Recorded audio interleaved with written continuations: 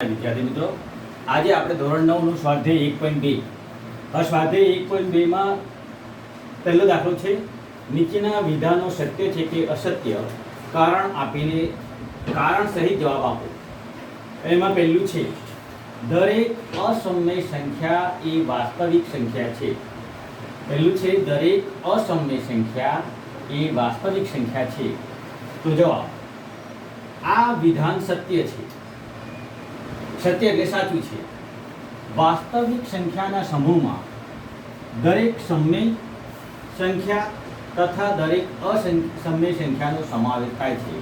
એટલે કે વાસ્તવિક સંખ્યાના સમૂહમાં દરેક અસમય સંખ્યા અને સમય સંખ્યા એ બંનેનો સમાવેશ થાય છે.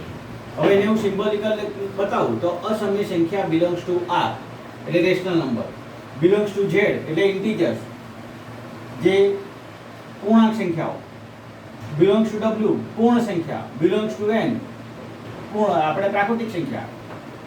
તો અસમય સંખ્યા સમૂહમાં છે R માં, R નો સમૂહ છે Z માં, Z નો સમૂહ છે W માં, W સમૂહ છે N માં.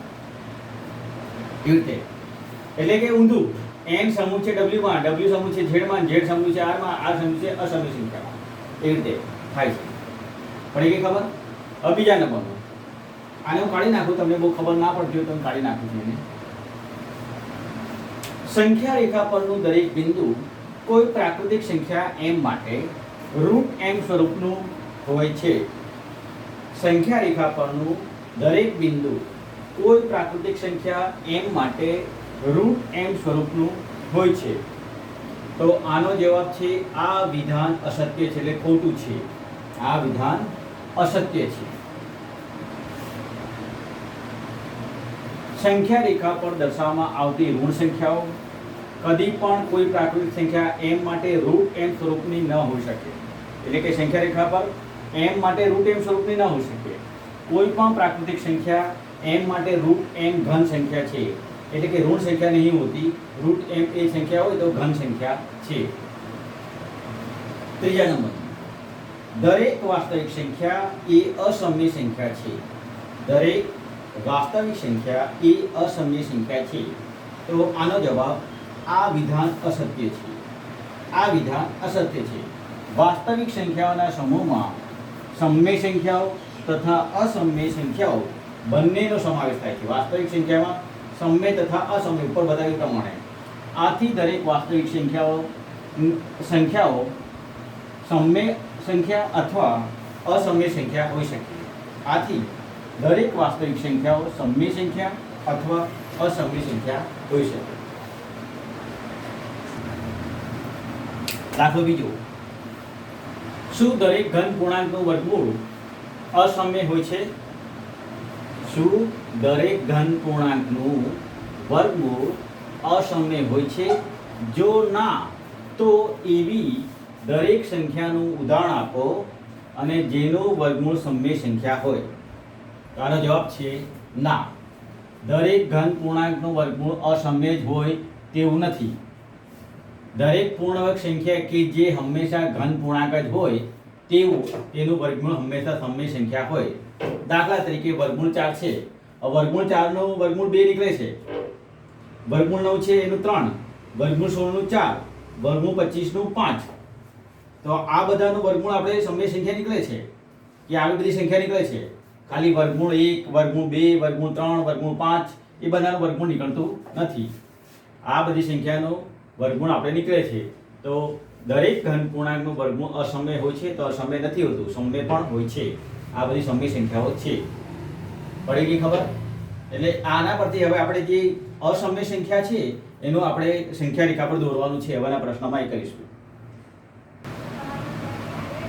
તો દાખલો ત્રીજો, વર્ગમૂળ 5 ને સંખ્યા રેખા પર કેવી રીતે દર્શાવી શકાય તે બતાવો.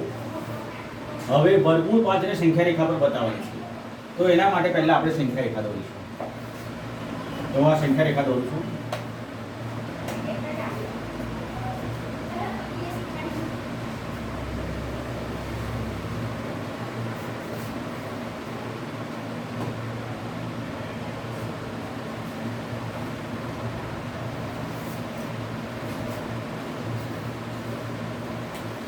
એની પર કોઈ ચોક્કસ માપનું ધારે કે 1 સેન્ટીમીટરના માપનું હું લીટી દોરી દઈશ. 1 2 3 0 1 2 3 સંખ્યા રેખા અને આ બાજુ આમ જઈએ તો આ બાજુ -1 -2 એવી રીતે છે. હવે વર્ગમૂળ 5 દોરવાની છે. તો વર્ગમૂળ 5 દોરવા માટે પહેલા હવે આની પર ફરીથી 1 સેન્ટીમીટરનો લંબ દોરીશું. 1 સેન્ટીમીટરનો લંબ.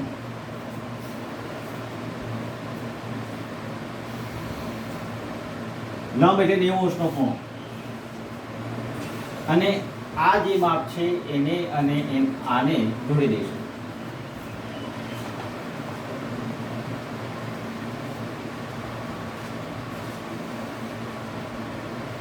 આનું નામ આપીએ આપણે A, B અને O. હવે તમને પાયથાગોરસ ભણવાનો હશે. પાયથાગોરસના નિયમ પ્રમાણે કાટકોણ ત્રિકોણમાં ખૂણો B બરાબર 90 છે તો આ એની સામેની બાજુ કર્ણ કહેવાય. તો કર્ણનો વર્ગ AO નો વર્ગ બરાબર AB નો વર્ગ વત્તા OB નો વર્ગ. AB નો વર્ગ વત્તા OB નો વર્ગ. આનું માપ 1 છે, આનું માપ પણ 1. તો 1 નો વર્ગ વત્તા 1 નો વર્ગ. તો 1 નો વર્ગ 1, 1 નો વર્ગ 1 બરાબર AO સ્ક્વેર. AO નો સ્ક્વેર. તો AO સ્ક્વેર બરાબર 2.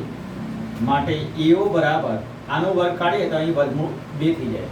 તો આ માપ થાય વર્ગમૂળ 2. આપણે વર્ગમૂળ 5 જોઈએ છે. આ પહેલા મળ્યું વર્ગમૂળ 2. જે આ સામેની બાજુ AO નું માપ મળ્યું વર્ગમૂળ 2. હવે આ જે AO મળ્યો એની પર ફરીથી 90 અંશનો ખૂણો દોરીશું. એક્ઝેક્ટ 90 અંશનો ખૂણો. તમારી પાસે જે ટ્રાયેંગલ છે રાઈટ એંગલ ટ્રાયેંગલ એનાથી દોરી દેવાનું. તો એક્ઝેક્ટ 90 અંશનો ખૂણો દોરવાનો અને આ જેટલું માપ હતું એટલું જ માપ અહીં રાખવાનું અને પછી આને ને આને જોડી દેવાનું. આ ભાગ અને આ ભાગ.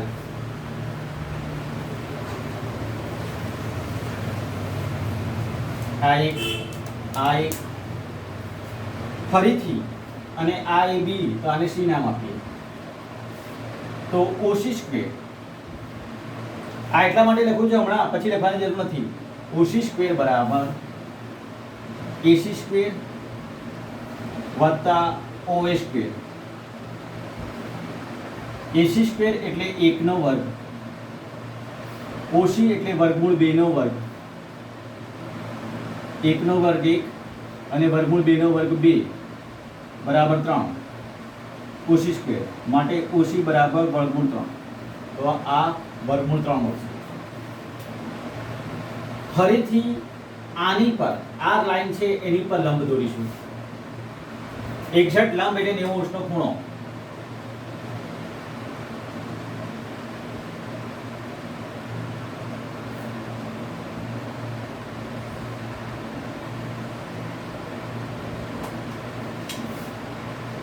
નેવું અંશનો ખૂણો અને આને નાને જોડી દઈશું.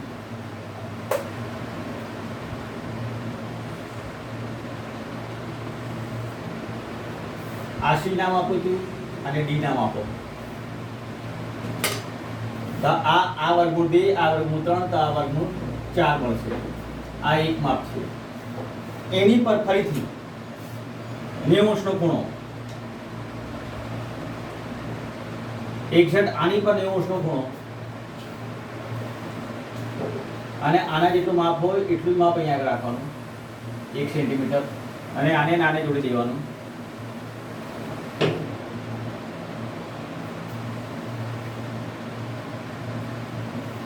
તો આ મળશે આપણને વર્ગમૂળ 5. તો વર્ગમૂળ 5 પરથી હવે તમારે પરિકર હશે. પરિકર એમાં પરિકરમાં અહીંયા આગળ જે આપણે ધારવાળી ભાગ છે અહીંયા આગળ અને પેન્સિલવાળો ભાગ અહીંયા આગળ અને અહીંથી આમ દોરશો તો 2 થી થોડેક દૂર મળશે. 2 થી થોડે દૂર આમ તમને મળશે. જે સંખ્યા રેખા પર 2 અને 3 ની વચ્ચે હશે, આ બાજુ વચ્ચે નહીં પણ થોડું દૂર હશે 2 થી, એ વર્ગમૂળ 5 હશે. જે તમારું વર્ગમૂળ 5 હશે. આવી રીતે સંખ્યા રેખા પર વર્ગમૂળ 5 મેળવી શકાશે. જે આમ પરિકરથી તમે આમ કરીને આમ કરશો તો જે તમને છેડો મળશે એ વર્ગમૂળ 5. અને વર્ગમૂળ 4 નું માપ લેશો તો 61 વર્ગમૂળ 2 એટલે 2 પર આવશે. વર્ગમૂળ 4 બરાબર આપણે આગળ મેં બતાવ્યું તો વર્ગમૂળ 4 બરાબર 2. તો અહીંથી તે વર્ગમૂળ 4 નું માપ તમે ચોક્કસ લેશો ને તો સીધું 2 પર આ મળશે. તો એ રીતે વર્ગમૂળ 5 2 થી થોડે દૂર મળશે. તો આ તમારો જવાબ છે.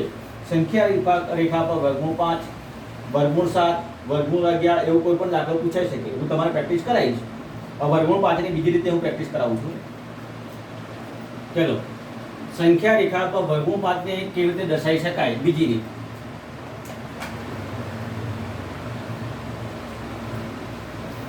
તો સૌથી પહેલા આપણે સંખ્યા રેખા ડ્રો કરીશું.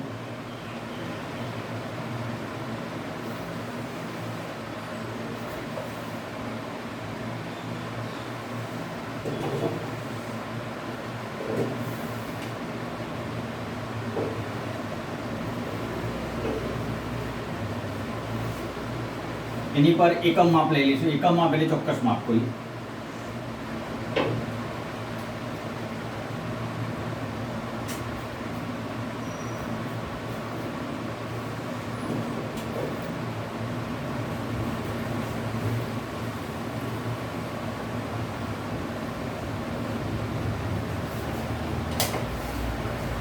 जीरो, 1, 2, 3,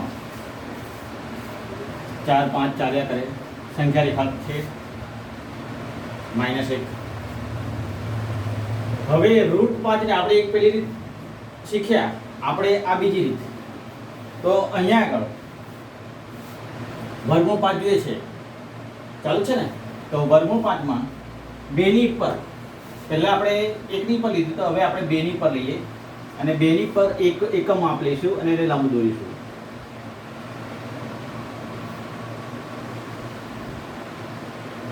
લંબ દોરીશું 90 નો ખૂણો 2 પરથી, અને આ 0 અને 2 ને આપણે જોઈન કરી દઈશું.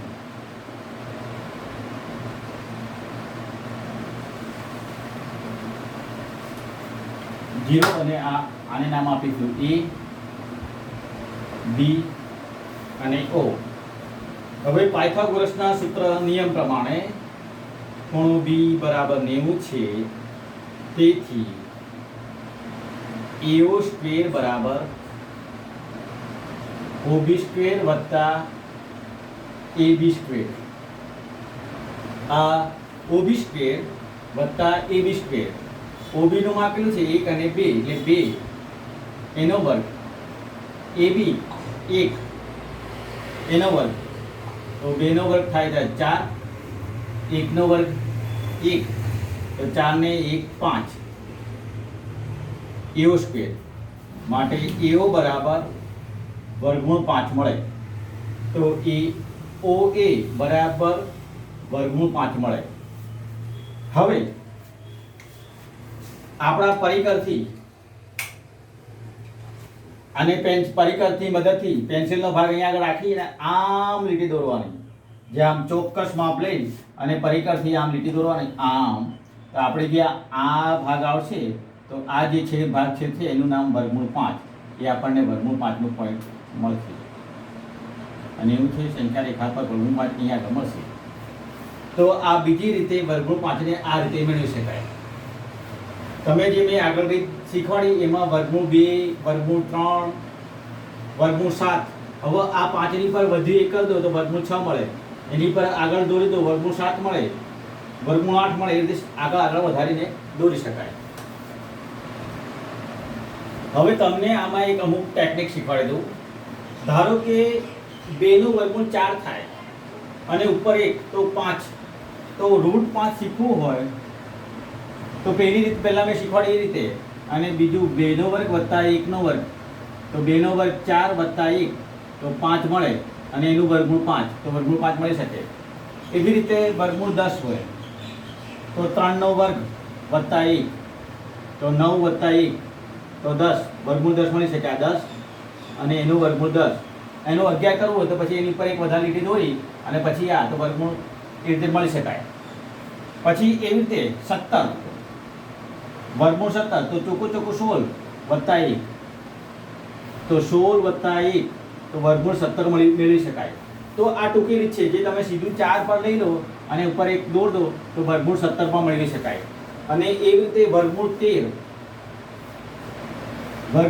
માટે હવે એ માટે પણ અમુક છે કે ધારો કે 3 નો વર્ગ અને 2 નો વર્ગ, 3 નો વર્ગ 9, 2 નો વર્ગ 4, 9 4 13 તો આ ડાયરેક્ટ મળી જાય.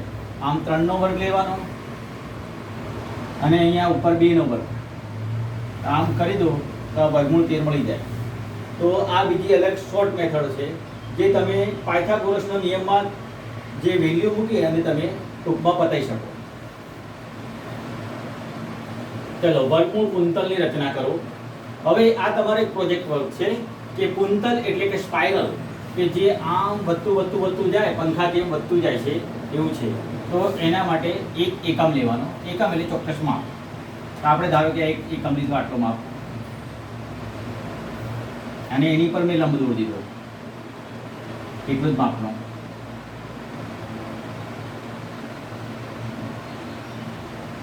અને આને જ મેં જોડી દીધો, આને 19 નો છે.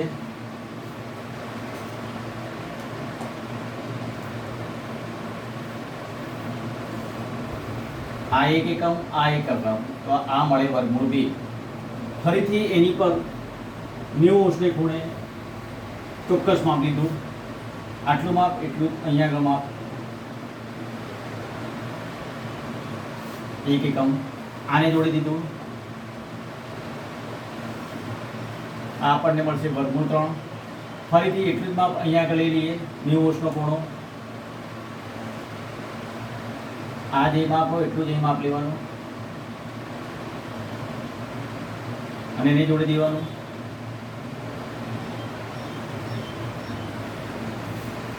ફરીથી આની પર 90 નો ખૂણો દોરવાનો અને આ જેટલું માપ હોય એટલું જ માપ અહીં લખવાનું અને એને જોઈન્ટ કરી દેવાનું.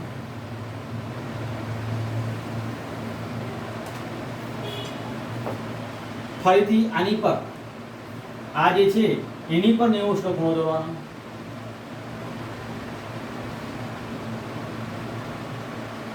એક્ઝેક્ટ 90 નો ખૂણો અને આટલું માપ હોય એટલું જ દોરવાનું અને એને જોડી દેવાનું.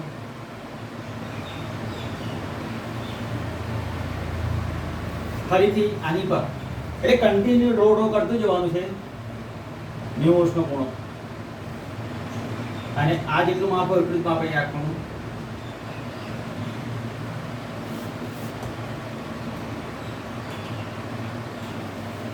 આને આને જોડી દેવાનું.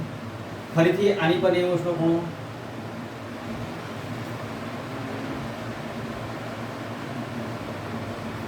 જેટલું માપ આ હોય એટલું માપ અહીં અને એને જોઈન્ટ કરી દેવાનું. તો આ એક જાતનું આવી રીતે આમ માપ વધતું આમ થઈને ગોળ બનશે, જેને સ્પાઇરલ કહેવાય છે, કુંતલ. આ તમારો પ્રોજેક્ટ પર છે, તમારી જાતે તમારી નોટબુકમાં તમે બનાવજો. લગભગ 3 સેન્ટીમીટર કે 5 સેન્ટીમીટર ચાલુ કરજો, ગોળ રાઉન્ડ મોટો થતો જશે એટલે એક જાતનો સ્પાઇરલ બનશે.